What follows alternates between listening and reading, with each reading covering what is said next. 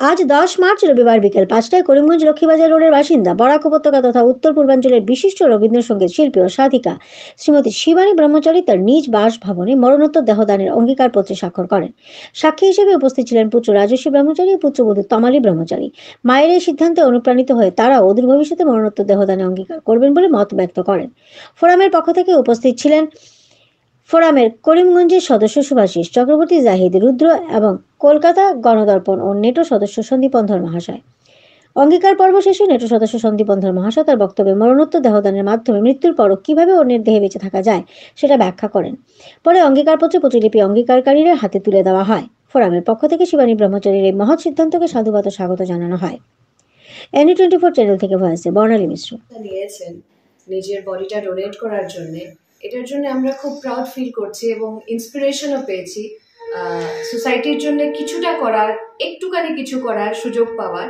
ভবিষ্যতে এই রাস্তায় আমাদেরও চলার ইচ্ছে আছে। আর আমি বলবো সবাইকে যে এই রাস্তায় চললে সমাজের জন্য একটুখানি যদি করা যায় তাহলে অনেকটাই সমাজেরও লাভ হয় এবং অনেকটা পায়। তো আমরা আজকে খুব গর্বিত মার এই ডিসিশনে। আজকে সকালে মা যখন বললেন আমাকে যে উনি ডিসিশন নিয়েছেন, উনি ওনার বডির দান করবেন, প্রথমে মানে একটু সময় লেগেছে আমার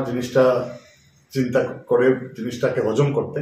তারপরে চিন্তা করলাম যে এত মহৎ কাজ একটা মা চিন্তা করেছেন, এটার সঙ্গে আমরা সব থাকবো।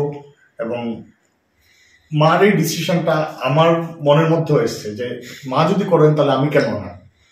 আগামীতে হয়তো আমি এবং আমার ওয়াইফ দুজনেই আমরা এই চিন্তা করব। এবং আমি আহ্বান জানাচ্ছি সবাইকে, এটা একটা নতুন রাস্তা, নর্মাল ভাবে না গিয়ে একটু ডিফারেন্টলি চিন্তা করাটা সবার জন্যই বোধহয় ভালো। নমস্কার। আমরা যেটা কথা বলি বারবার যে মৃত্যুর পর বোধহয় আমাদের সব কর্মকাণ্ড শেষ হয়ে গেল। মৃত্যুর পরেও যে সমাজের মধ্যে বেঁচে থাকা যায় এবং মানুষের উপকারের জন্য বেঁচে থাকা যায়, তার অন্যতম কায়দা হচ্ছে মরণোত্তর দেহদান। আজ করিমগঞ্জ শহরে হিউম্যান সায়েন্স ফোরাম করিমগঞ্জ শাখার উদ্যোগে এখানকার একজন বয়োজ্যেষ্ঠ নাগরিক শিবানী ব্রহ্মচারী দিদি আজ আমাদের মধ্যে রয়েছেন। উনি ওনার ইচ্ছা প্রকাশ করেছেন যে ওনার মৃত্যুর পর ওনার মৃতদেহ চিকিৎসা বিজ্ঞানের জন্য তিনি দান করবেন। আজ সেই উপলক্ষে আমরা এখানে সকলে একত্রিত হয়েছি।